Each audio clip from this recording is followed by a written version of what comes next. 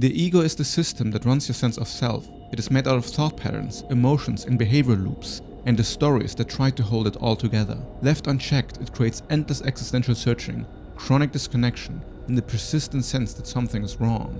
The goal of my videos is clarity, to see your identity and its contradictions for what they are, named precisely, to finally understand what it is that we're all running away from. Logically speaking, Satan must be a part of God, and God must be a part of Satan. If God has the capacity to create all of the universe, then God has also created Satan. And therefore, within Satan lies the entire cosmos. This is the symbolic or mythological way to look at the split of non-duality and duality. And duality hereby means that what is separated from God.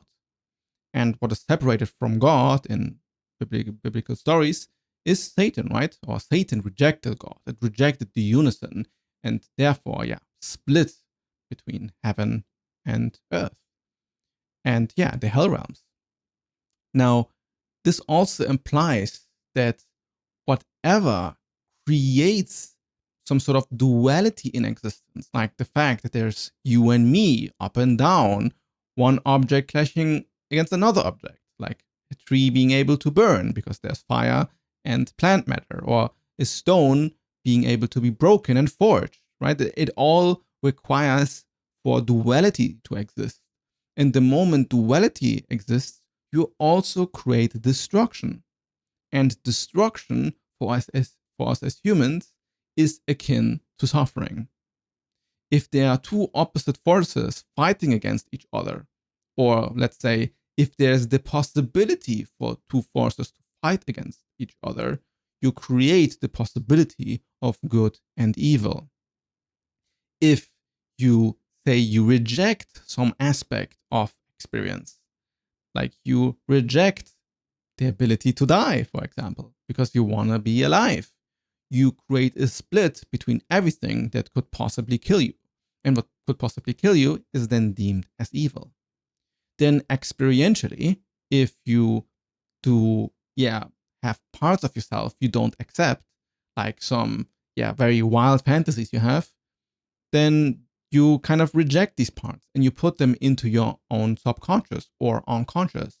And then you don't want to look at these because you do not accept these parts of yourself.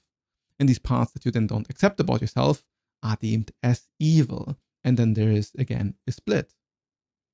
When you fight against somebody, like you have a relationship, and normally things are very loving and connecting, but now there's like a conflict of interest, like people do not want the same or don't look at it the same, then it is very easy to demonize the other person and look at them as the reasons for all your problems and that they should fix them. And by doing so, you reject them further and further because you're telling them that the way they are not lovable and therefore they're not part of you. And then you create the sense of separation. When at the end of the day, this other person will always carry a part of you inside. You can see that the way duality plays out always causes friction and creates the sense of evil and good split. And it leads back to this primordial split within existence or consciousness, where one becomes two. Now I know there are a lot of mythological frameworks that make this much more coherent and much more beautiful. Especially in terms of Greek mythology, and there are so many old traditions that corroborate what I'm saying here in different frameworks. And I'll definitely explore them too in the future. But I thought I make it basic here, because the question of evil is something that people struggle with a ton, and that I struggled with a ton, because it feels like intuitively that evil shouldn't exist, and that there's something wrong about the fact that suffering is real and that things can be destroyed and things can be hated. But I hope that you see that within this framing that I'm laying out, you either accept Satan within you, or you reject all of existence. And if you were to reject all of existence, you would destroy both Satan and God, and therefore, seize everything. But then, how can you do so if it is exactly this act of wanting to, seize that separates things from yourself? If you are the totality, if you are the unison of all things, then rejection becomes somewhat impossible. It becomes an illusion. Like you tell yourself that you could be separate that creates the separation. It is the rejection of something that creates Satan in the first place.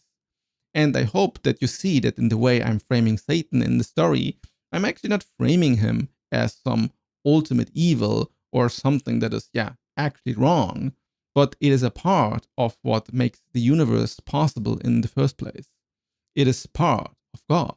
It is part that makes the entire religious cosmos meaningful in the first place.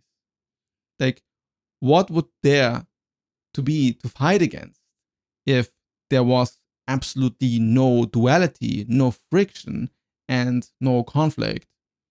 How much would you limit reality if you were to not allow all of this friction?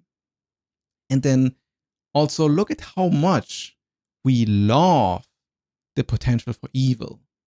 I've seen this horror movie, Obsession. I know it's kind of everywhere lately, at least in my algorithm. I mean, I've also watched the movie now, so of course.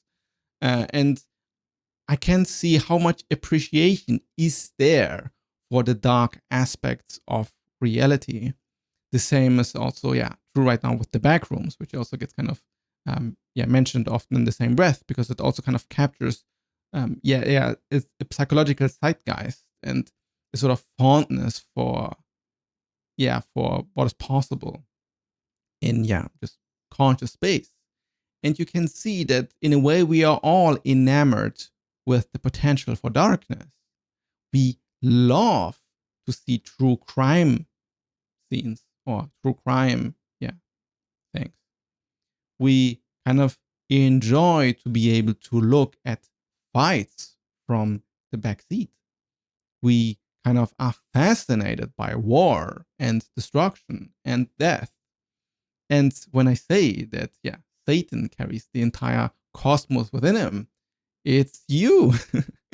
You are both sides of the coin embodied, and you can see this curiosity and this sort of enamorment with the dark aspects of reality within you all the time. If it was just truly bad that death and destruction exists, then it would be bad in all contexts. But this is never the case. We find so many contexts in which death is actually the entire mechanism of the video game. And if death wasn't real, the video game couldn't exist. If there wasn't a villain to fight against, then the entire story has actually nothing to land on. Evil gives rise for stakes. It gives the ability for something to actually matter. And pain is this sort of ultimate way we hit on a boundary that tells us we cannot keep moving here, right? Because if we move through this boundary, then it keeps on hurting, and therefore we should stop. And then humanity says, you know what, I'll still keep going. And then look at everything that we have built. Through all the pain and all the hardship and all the difficulty, we still somehow created so much in our society. Isn't this an incredible story? Isn't it something beautiful to weave? Like, I can imagine a sort of higher perspective that looks at the entire human history, even through all the wars and all the torture and all the love and all the loss, and thinks, what an incredible story that I came up with, and how beautiful that I'm a part of it all. I feel like when I talk about stuff like Satan and God and I use these symbolisms to express myself, I'm inviting so many different audiences into a space, Because, yeah, theoretically, you could be a Christian, you could be an atheist, you could understand that it mean it symbolically, you could understand, you could think that I'm a Christian, and there's so many ways to misunderstand the moment you use this religious imagery. And I feel like there's much more nuance that I can get into and that I want to get into. And I'll do so on, my Substack, which there's a lot of stuff in the making, but I have like kind of a, let's say a bit of a higher standard for my Substack than my YouTube videos at the current point in time. Not that I don't put a lot of effort in my YouTube videos, but I guess you know what I mean. Written format is just a bit different. So check on my Substack if you're interested in, more profound content.